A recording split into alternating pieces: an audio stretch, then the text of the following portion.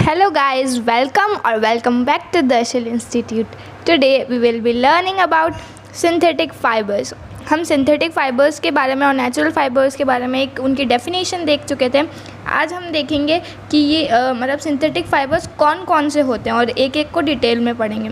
आज हम जो फर्स्ट पढ़ने जा रहे हैं वो है नायलॉन। ओके, फिर हम रेयॉन, पॉलिस्टर, एक्रेलिक ये सारे पढ़ेंगे और ये सारे क्या हैं?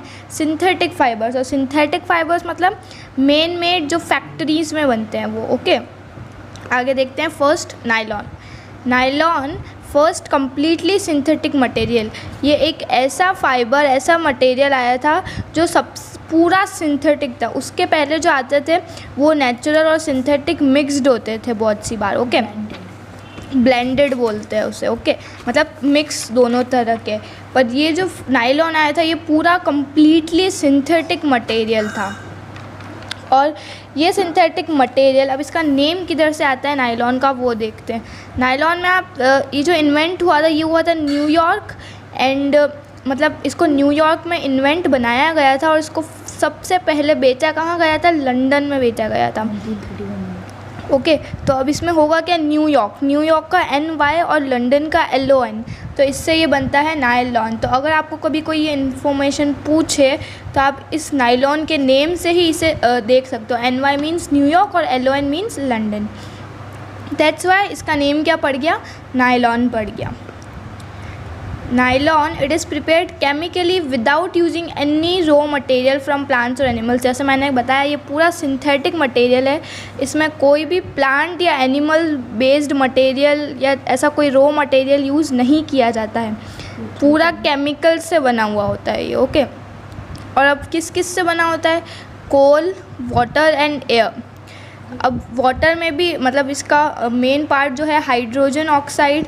कोल में कार्बन से, मतलब आप इसको अगर देखो ये किससे बनता है तो ये बनता है कार्बन, हाइड्रोजन ऑक्साइड और एयर से बनता है। ओके, ये सिर्फ आपको बताने के लिए दिया गया कि ये कार्बन आ कहाँ से रहा है, ये कोल से आ रहा है, ये हाइड्रोजन ऑक्साइड आ कहाँ से रही है, ये वाटर से आ रही है। ओके, सो ये बहुत इंपॉर्टेंट पॉइंट है और ये आपको लर्न करना पड़ेगा। नेक्स्ट देखते हैं, ये नायलॉन की रोप है। ओके, रोप मतलब रस्सी। ओके, अब ये नायलॉन की रोप है और ये बहुत स्ट्रॉन्ग होती है। ये क्लाइंबिंग के लिए यूज़ होती है, जैसे कोई माउंटेन पे क्लाइंब कर रहा है या कहीं पे भी क्लाइंब कर रहा है तो उसके लिए यूज़ होती है ये। ओके, और ये पूरी सिंथेटिक मटेरियल बेस्ड है, इसमें कोई भी नेचुरल रॉ मटेरियल यूज़ नहीं किया गया है। इसके बाद देखते हैं नायलॉन की एक कुछ और पॉइंट्स ऐसे ही जो आपको पता होने चाहिए। It is a polymer of polyamide molecules. अब ये क्या बोलते हैं? हमने पिछले वीडियोस में मोनोमर और पॉलीमर्स के बारे में पढ़ा है। अगर आपने वो वीडियो नहीं देखा है तो आप जाके देख सकते हैं, हमारे चैनल को सर्च करके उसमें आपको मिल जाएगा ये वीडियो प्लेलिस्ट में। सो पॉलीमर और मोनोमर, मैंने बताया था पॉलीमर किससे बनता है? मोनोमर्स से बनता है। मतलब जो मोनोमर्स की चेन बनती है उससे पॉलीमर बनता है। तो यहाँ पे ये पॉलीमर किसका है? ये पॉलीमर मोनोमर का ही है, पर उस मोनोमर का मेन नेम क्या है? पॉलीमाइड मॉलिक्यूल्स नाम है इसका। ओके, तो ये आपको नेम लर्न करना पड़ेगा कि ये मेनली कौन से मोनोमर्स से बनता है। तो ये इससे बनता है पॉलीअमाइड मॉलिक्यूल्स से। उसके बाद देखते हैं नायलॉन की क्या क्या प्रॉपर्टीज़ हैं। So first is high tensile strength. Nylon जो है ये बहुत ज़्यादा स्ट्रॉन्ग होता है। अब जैसे मैंने आपको भी फ़ोटो दिखाया था पीछे नायलॉन की रोप का, उसकी रस्सी का, वो नायलॉन से क्यों बनी हुई है? क्योंकि वो इतनी स्ट्रॉन्ग है कि अगर आप उस पर मतलब उसको कहीं पे लटका के आप उस पर क्लाइंब करोगे तो वो टूटेगी भी नहीं, मतलब वो टूटती नहीं है। ये इसका मतलब होता है नायलॉन फाइबर का। ब्रेकेज मतलब वो टूटती नहीं है और इलास्टिक और फ्लेक्सिबल होती है पूरी। ओके, तो ये मतलब है यहाँ पे हाई टेंसाइल स्ट्रेंथ का। यहाँ पे भी आपको एक पिक्चर दिख रहा है, ये रोप है इसके हाथ में। और जो रोप्स मेनली होती है वो नायलॉन की ही होती है, क्योंकि नायलॉन क्या होता है? ब्रेक नहीं होता है, टूटता नहीं है और इलास्टिक होता है या फ्लेक्सिबल होता है, आप कह सकते हो। Next point is it is more durable. मतलब इस अगर वियर एंड टीयर मतलब कहीं से फट जाए, टूट जाए, तो ये इसमें ये बहुत कम होता है, बहुत रेयर चांसेस में होता है। और ये होता भी है तो बहुत सालों के यूज़ के बाद होता है। ओके, तो मोस्टली लोग रस्सी जो परचेज़ करते हैं वो किसकी परचेज़ करते हैं, नायलॉन की ही परचेज़ करते हैं। Third is it absorbs less water. अगर ये लेस वाटर एब्जॉर्ब करता है तो इससे हमको क्या फ़ायदा होगा, अगर ये कम वाटर एब्जॉर्ब करता है तो इससे क्या होगा, ये बहुत फटाफट सूख सकती है। ओके, फॉर एग्ज़ाम्पल हम कहीं पे भी जा रहे हैं, क्लाइंबिंग पे जा रहे हैं, वो रस्सी गीली हो गई बारिश से, उसके बाद हमको पहाड़ चढ़ना है तो फिर वो रस्सी बहुत फटाफट सूख जाएगी, तो उसमें हमारी हेल्प सही हो जाएगी, इसलिए नायलॉन की रस्सी यूज़ की जाती है। अगर आपके ऐसा क्वेश्चन भी आता है कि why we mostly ropes are from nylon, तो आप ये पॉइंट्स वहाँ पे मेंशन करेंगे। जैसे मैं आपको समझाती जा रही हूँ ना कि वो ड्यूरेबल है इसलिए रस्सी में यूज़ होता है, लेस वाटर ही मतलब एब्जॉर्ब करता है इसलिए रस्सी में यूज़ होता है, तो आप ये सारे पॉइंट्स वहाँ पे बता सकते हो।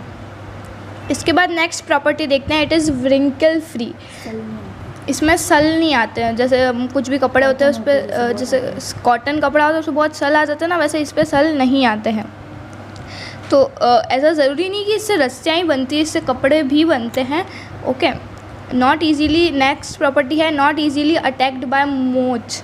अब ये मोच क्या होते हैं, आप इंसेक्ट्स मान सकते हो, बहुत छोटे छोटे कीड़े, और ये इंसेक्ट्स ये करते क्या हैं, ये इंसेक्ट्स उसमें छेद कर देते हैं कपड़ों में। ओके, तो इस पे इतना इजीली अटैक नहीं होता है उन इंसेक्ट्स का, क्योंकि ये पूरे केमिकल बेस्ड होते हैं। Okay, good looking, next point is it is good looking. ये शाइनी होते हैं और इनका जो कलर होता है, जैसे आपने ब्लैक कलर का शर्ट ख़रीदा है तो वो ब्लैक कलर बहुत सालों तक रहेगा, मतलब फेड बहुत कम होगा, ये इसका कहने का मतलब ये है। सो आई होप मैंने आपको मैक्सिमम प्रॉपर्टीज़ बता दी हैं। High tensile strength, more durable, absorbs less water and wrinkle free है, not easily attacked by moths and good looking. तो ये प्रॉपर्टीज़ बहुत ईजी हैं, आप इजीली इनको लर्न कर सकते हैं। नेक्स्ट पढ़ते हैं यूजेस ऑफ नायलॉन, मतलब नायलॉन कहाँ कहाँ पर काम आता है। जैसे अपन ने अभी एग्जांपल दिया था ना कि रोप्स में काम आता है, रोप्स में काम आता है, तो और कहाँ कहाँ पर ये काम आता है वो देखते हैं। It is use in textile industries to prepare yarn to make dress materials like sari, shirt. अब ये भारी भरकम वर्ड्स का यहाँ पे मतलब है कि एक आप कह सकते हो यार्न बनता है, इससे धागा बनता है, और नायलॉन से मतलब उस मटेरियल से यार्न बनता है, और यार्न से क्या बनता है, कोई भी कपड़ा बनता है। कपड़े में आप कुछ भी इंक्लूड कर सकते हो, शर्ट, ड्रेस, साड़ी, कोई भी टॉप, जीन्स, कुछ भी इंक्लूड कर सकते हो। ओके, तो कुल मिला के कपड़े बनाने में यूज़ होता है नायलॉन, ये इसका पहला पॉइंट हो गया।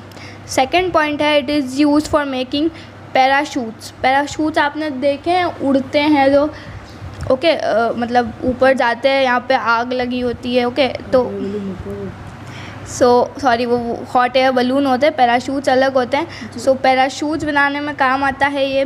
रोप्स बनाने में, रोप्स तो अभी अपन ने इतने सारे एग्जांपल्स देखे हैं ना कि रोप्स कैसे बनाने में काम आता है। फिशिंग नेट्स, जो फिश पकड़ने के लिए नेट्स होती है, उसमें भी ये यूज़ आता है।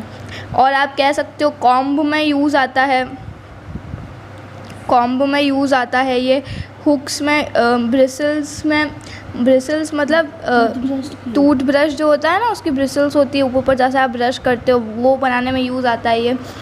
टूथब्रश ब्रिसल्स, ओके, ये इसका ही पॉइंट है, toothbrush bristles, combs, hooks etcetera. अब it is also use to make several machine parts such as pulleys and washers. अब ऐसा ज़रूरी नहीं है कि ये हमारे डे टू डे चीज़ों में ही नायलॉन यूज़ आता है। मशीन्स, मतलब जो फैक्ट्रीज़ में मशीन्स होती है जिससे बहुत सारी चीज़ें बनती है, उस मशीन्स के भी कुछ पार्ट्स नायलॉन से बनते हैं। कौन से पार्ट्स? पुलीज़, वॉशर्स, ये कुछ ऐसी चीज़ें हैं जो कहाँ पे यूज़ होती है, फैक्ट्रीज़ में यूज़ होती है, और ये बनती किससे है? नायलॉन से बनती है। ओके, सो आई होप आपको अब नायलॉन समझ में आ गया होगा।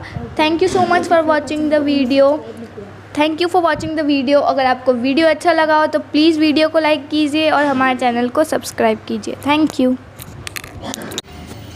सो गाइस, जैसे ही आप डिस्क्रिप्शन के लिंक को क्लिक करेंगे आप इस पेज पर रिडायरेक्ट हो जाएंगे। यहाँ पर आपको ये PDF दिख रही है, इसे WPS ऑफिस में खोलने के लिए आपको यहाँ पर जो ब्लू बटन दिख रहा है इस पर क्लिक करना है। यहाँ से आपको प्ले स्टोर पर रिडायरेक्ट कर देगा। यहाँ से आपको WPS ऑफिस का ऐप दिख रहा होगा, इसमें आपको ओपन पर क्लिक करना है और ये फाइल आपकी WPS ऑफिस में खुल जाएगी।